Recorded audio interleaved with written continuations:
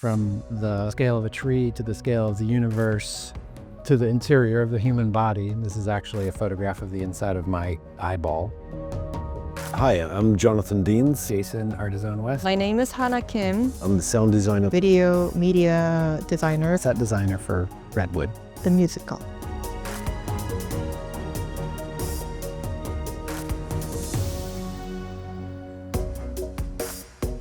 Yeah, let's see, where do I start? Redwood is immersive visually and sonically. I'd love to talk about the immersive word, because immersive can mean a lot of things to a lot of different people. For me, immersive is when you're wearing the sound. It's when you've gone to see a concert or an opera, and that live orchestra generates a vibrant and vibration feeling around the whole theater. In my mind, the space of the design includes the audience. There's really, you cannot understand where the proscenium arch is in the Nederlander, because we have sort of broken it. The LED screens come out over the opera boxes on the side and sort of bridge the gap between what's happening in the space of the actors and what's happening in the space of the audience. When I first interviewed with Tina, actually Tina had a deck that's showing that like her vision of the show, that like it would be media heavy to really capture Jesse's subjective view. So like the media had to be very ephemeral and able to change. So there's a moment in the show where Jesse arrives at the Redwood forest for the first time.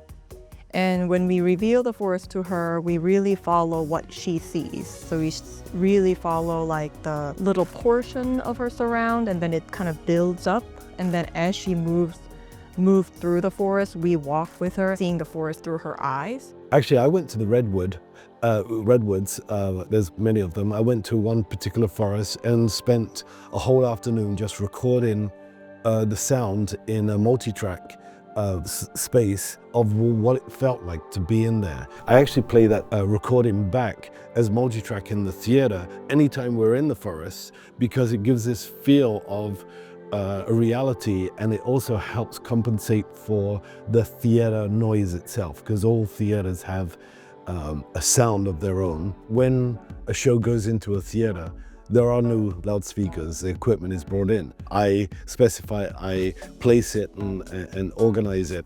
And so we have what's known as surround sound that comes from the sides and the rear, and in some areas overhead, plus also the stage. This is Stella. This is a 1/2-inch scale model of Stella with a person, to give you a sense of scale. And this is a very, very naturalistic, as accurate as humanly possible depiction of a redwood tree. But she exists in the context of a pretty abstract space. What Tina and I and the rest of the creative team always talked about was how really the location is inside the brain space of Jesse, who's our main character, played by Idina Menzel, of course. There's some language in the play about the heartwood of a tree and how the center wood of a tree is the strongest part. And that became a very symbolic, conceptual statement where our tree is literally the center of our space. Embedded into the stage are some radial and concentric LED kind of single pixel lines that are a very abstract representation of a root structure. The kind of conceptual inspirations were very circular, and so this is obviously the cross-section of a tree, and you can see literally the heartwood in the middle.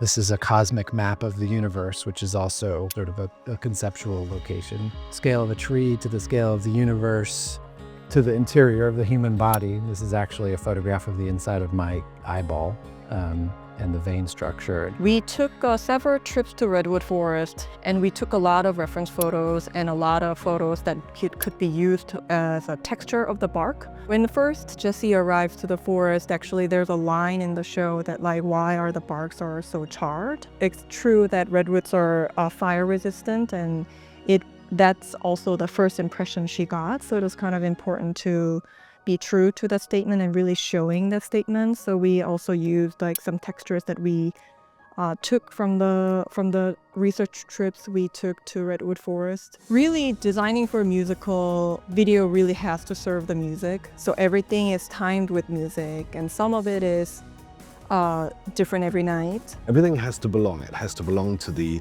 actors, to the music, to what the audience is seeing, which is usually just within the proscenium arch. We have to deal with all those different places and sound, where it comes from, how we want that to affect the audience. And hopefully all of this is done without anyone really knowing that we're doing it.